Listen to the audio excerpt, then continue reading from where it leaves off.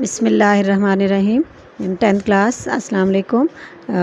امید ہے آپ سب اللہ تعالیٰ کے فضل و کرم سے خیر خیریت سے ہوں گے۔ آج ہمارا اردو کا یہ 8واں لیکچر ہے اور یہ سبق نامدیو مالی کے بارے میں ہے۔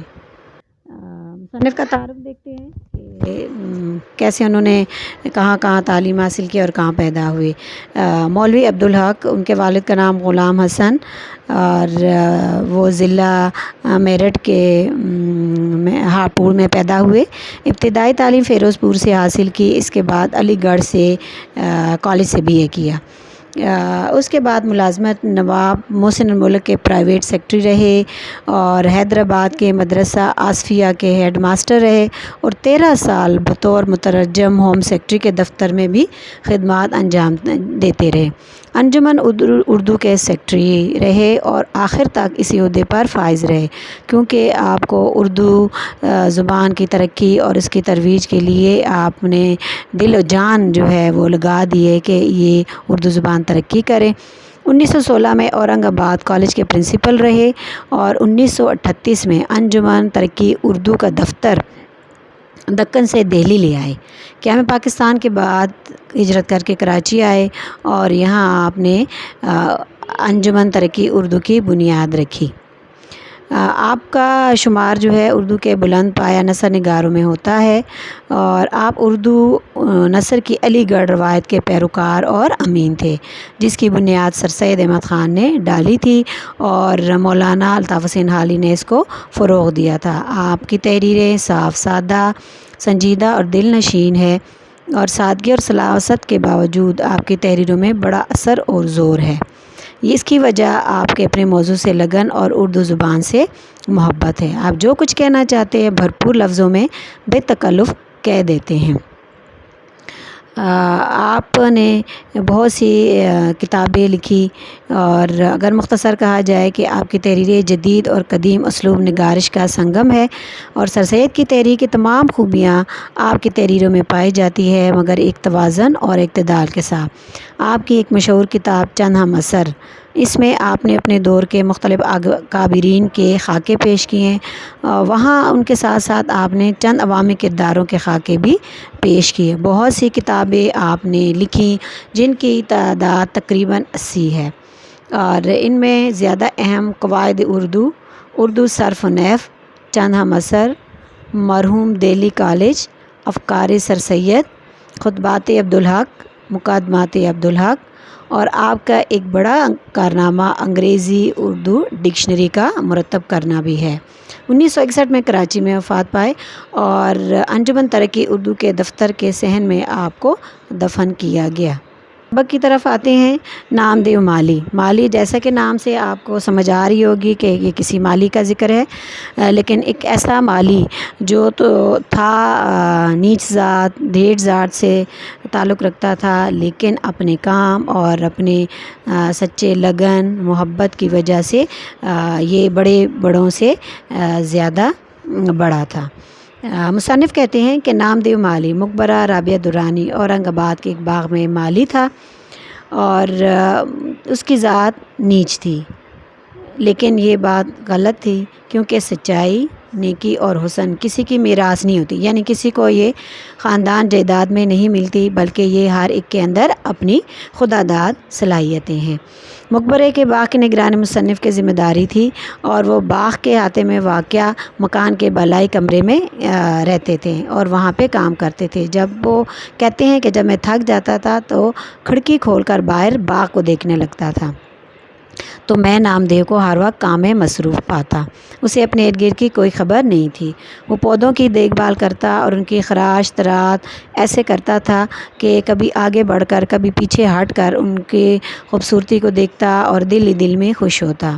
اس کو اپنے کام سے لگن تھی اور اس کو اس طرح کام کرتے ہوئے مجھے اس کی ذات میں دلچسپی ہونے لگی اور میں اکثر جو ہے اس کے کام کو دیکھنے لگا اور اس کو نوٹ کرنے لگا۔ اس کی اپنی کوئی اولاد نہیں تھی، لیکن وہ ہر پودے کو اولاد کی طرح سنبھالتا تھا۔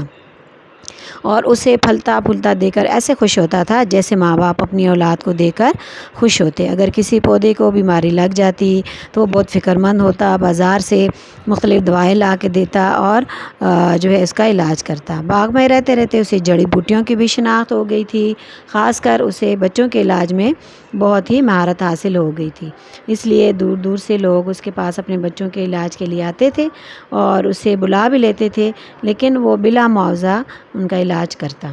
وہ خود بھی بہت صاف ستھرا رہتا تھا اور اس نے اپنے چمن کو بھی بہت صاف ستھرا، بالکل آئینے کی طرح شفاف رکھا ہوا تھا۔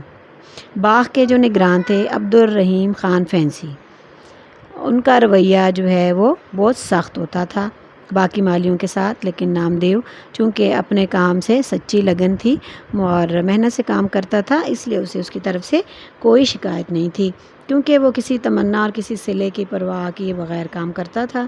ایک سال بارش بہت کم ہوئی، سب باغ کے پودے سوکھ گئے، لیکن نامدیو کا باغ ہرا بھرا رہا۔ وہ گھڑوں میں پانی بھر بھر کے لاتا اور اپنے پودوں کو دیتا۔ اس کی محنت سے خوش ہو کر مصنف کہتے ہیں کہ میں نے اسے نام دینا چاہا، لیکن اس نے انکار کر دیا اور کہا کہ بھلا اپنے بچوں کے پالنے پوسنے میں بھی کوئی معاوضہ لیتا ہے یا کوئی انعام لیتا ہے۔ جب اعلیٰ حضرت حضور نظام کو اورنگ آباد کی خوشگوار فضا میں باغ لگانے کا خیال ہوا تو انہوں نے یہ کام ڈاکٹر سراج الحسن کے حوالے کر دیا۔ ڈاکٹر صاحب کا ذوق باغبانی بہت مشہور تھا اور وہ نامدیو کے بہت قدردان تھے، اس لیے اسے اپنے ساتھ شاہی باغ لے گئے۔ وہاں اور بھی بہت سے مالی تھے جو مختلف ممالک سے بلائے گئے تھے، لیکن ڈاکٹر صاحب کی شدید خواہش تھی کہ وہ باغ کو حقیقی میں شاہی باغ بنائیں۔ نامدیو یہاں بھی اسی طرح کام کرتا تھا، کام کا سچا لگاؤ اور اسی میں اس کی جیت تھی۔ شاہی باغ میں اس کا کام وہاں کاج رہا اور سارے مالی جو ہے وہ کام چوری سستی دکھاتے تھے، چھپ جاتے تھے، لیکن نامدیو جو ہے وہ مسلسل اپنے کام میں لگا رہتا تھا اور اسے اپنے آس پاس کسی چیز کی کوئی خبر نہیں ہوئی۔ اسی دوران شہد کی مکھیوں کی یورش ہوئی، یعنی حملہ ہوا، سب مالی بھاگ گئے اور چھپ گئے، مگر نامدیو اپنے کام میں اس قدر مگن تھا کہ اسے کوئی خبر نہ ہوئی۔ مکھیوں نے اس پر حملہ کر دیا اور اتنا کاٹا کہ وہ بے ہوش ہو گیا اور اسی میں جان دے دی۔ وہ ایک بہت ہی سادہ مزاج، بھولا بھالا، سیدھا سادہ تھا، ہمیشہ مسکراتا تھا، کام سے عشق تھا اور کام کرتے کرتے اس دنیا سے جو ہے وہ رخصت ہو گیا۔ اسے اس بات کی کوئی فکر نہیں تھی کہ دھوپ ہے یا سایہ ہے یا دن ہے رات ہے، وہ اپنے کام سے کام رکھتا تھا، سب کو اچھا سمجھتا، سب سے پیار کرتا تھا اور اسے یہ احساس ہی نہیں تھا کہ وہ کوئی نیک کام کر ہے۔ مصنف کہتے ہیں کہ مجھے جب بھی اس کا خیال آتا ہے تو میں سوچتا ہوں کہ نیکی کیا ہے اور بڑا آدمی کسے کہتے ہیں۔ میرے نزدیک بڑا آدمی صرف اپنے صلاحیت سے، اپنے کام سے پہچانا جاتا ہے، کیونکہ قدرت نے ہر شخص میں کوئی نہ کوئی صلاحیت رکھی ہے اور اس صلاحیت کو درجہ کمال تک پہنچانے میں ہی ساری نیکی اور بھلائی ہے، اور یہی کام جو ہے نامدیو نے کیا۔ اس کے پاس کوئی سند، کوئی ڈپلومہ نہیں تھا، لیکن اسے اپنے کام سے سچی لگن تھی اور یہی اس کی صلاحیت تھی جس کو درجہ کمال تک پہنچانے میں اس نے اپنی جان دے دی۔ اچھا، مصنف ہمیں یہ سبق دے رہے ہیں اس کے ذریعے کہ محنت ہی کسی انسان کا سب سے بڑا تعارف ہوتا ہے، یعنی وہ محنت سے ہی پہچانا جاتا ہے۔ فرض کو فرض سمجھ کر ادا کرنے والا کبھی ناکام نہیں ہوتا، حالانکہ وہ ایک مالی بہت معمولی، لیکن کام کے ساتھ لگن، شوق اور محبت اسے سب کے دلوں میں ہمیشہ زندہ کر گیا۔ اللہ تعالیٰ نے انسان کو مختلف صلاحیتیں عطا کی ہے اور سچے جذبے کے ساتھ اپنی ان صلاحیتوں کا استعمال کرنا چاہیے تو لوگ ضرور جو ہے آپ کے قدر کریں گے۔ یہاں ہمارا چیپٹر جو ہے یہ ختم ہو گیا۔ اب ذرا الفاظ معنی کی طرف آتے ہیں۔ چیپٹر آسان ہے، کوئی ایسا مشکل لفظ نہیں ہے، لیکن پھر بھی جو چند اہم ہے وہ میں آپ کو بتا دیتی ہوں۔ مقبرہ مزار کو کہتے ہیں۔ کانٹ جھانٹ کا مطلب ہے کاٹنا۔ مستعد تیار، احاطہ چار دیواری سے گھرا میدان، ہمتن ہر وقت، لذت ذائقہ، روگ دکھ یا درد، سیوا خدمت، جاڑا سردی کا موسم، تلف ضائع، قحط اور قلت دونوں جو ہے وہ کسی چیز کی اناج کی کمی کو کہتے ہیں۔ بے مثل، بے نظیر، سپرد، حوالے، تعجب، حیرانی، نگہداشت، نشو نما یا حفاظت۔ داروغہ کہتے ہیں محافظ کو یا نگبان کو، نگران کو۔ جتن کوشش، بلا تعامل بغیر سوچے سمجھے۔ جلاپا حسد، جلن، کندن خالص سونا۔ نڈھال کمزور۔ آب حیات ایسا پانی جسے پینے سے موت نہیں آتی۔ مستعد حقدار۔ جھلڑ غول یا جھنڈ، تفویض دے دینا۔